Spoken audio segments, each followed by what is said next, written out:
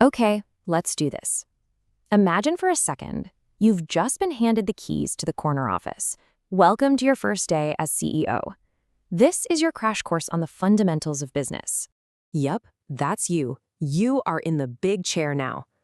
For the next few minutes, this company is your entire world, and your one and only mission is to lead it to glory.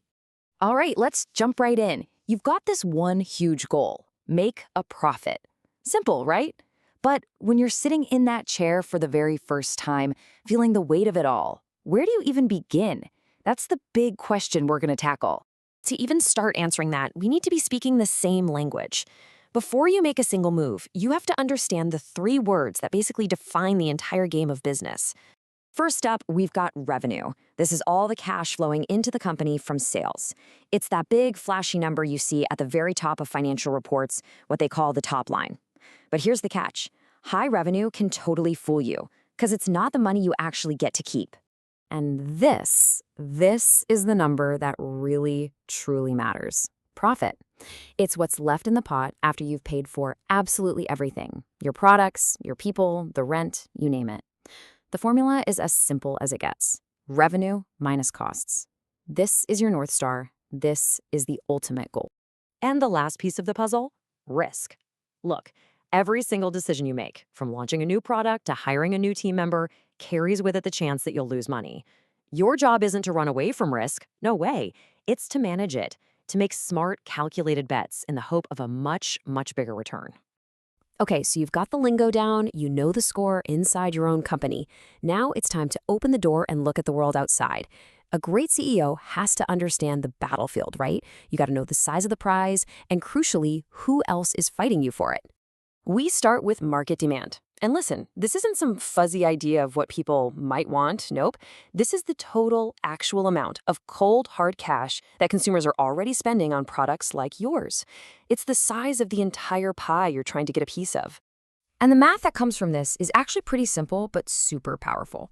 If you know the total market spend and the average price, you can figure out how many total units are going to get sold across the entire market. So, for instance, a $20,000 market for a $20 product means, boom, 1,000 units are going to be sold, period.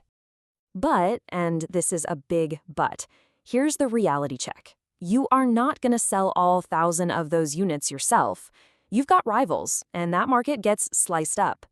Now, if your product is way better, maybe you grab a huge 80% chunk of those sales. But if it's not, you could be left fighting over the crumbs. Every single sale is a battle you have to win. So how do you actually win that fight? Well, here are your weapons. You can compete on price or have better features. You can build a brand people trust or just have way smarter marketing. You can even win by just being easier to find or by making sure you are never, ever out of stock. You don't have to be the best at all of these, but you absolutely have to pick where you're going to dominate. Knowing how to compete is great, but are you actually making money doing it? That brings us right back inside the business, to the nitty-gritty math that connects your product to your profit. First, let's talk about gross profit. This is the profit you make from a single sale. You just take the price the customer paid and you subtract the direct cost of making that one item. You'll hear this called the cost of goods sold, or COGS. It's a really important health check, but trust me, it's only step one. Because the number that can keep a CEO up at night is net profit.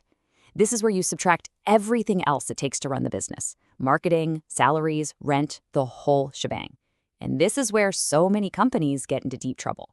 It is totally possible to have a positive gross profit on every single thing you sell and still be losing millions of dollars overall.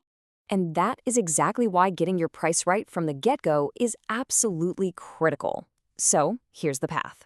First, you add up every single cost, not just making the thing, but selling it, marketing it, all of it.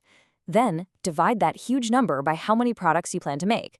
The number you get is your true cost per product. And your price? It has to be higher than that. No exceptions. All right, we've talked language, we've talked math, but where does all that revenue actually come from? People. It comes from people. So to build a strategy that really works, you have to get out of the spreadsheets and start decoding your customers.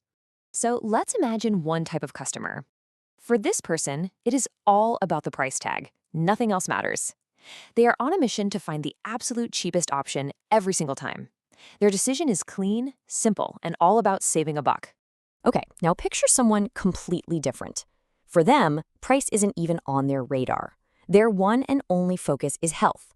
They want the best quality, the most premium product, and they are more than happy to pay whatever it costs to get it.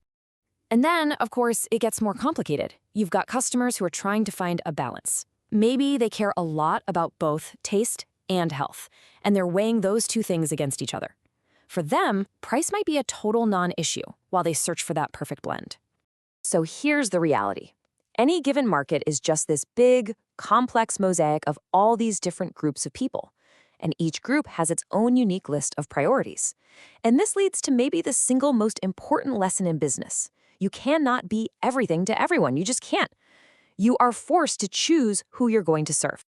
And that choice isn't just about what people want. It's also about how many of them there are. Some of these consumer groups are massive, a huge potential prize. Others are tiny little niches. Now, it's super tempting to go after the biggest group, right? But guess what? That's also where you're going to find the fiercest, toughest competition. Okay, let's take a breath. You now have all the pieces. You've got the language, you've got the map of the market, you understand the core math, and you're thinking about the customer.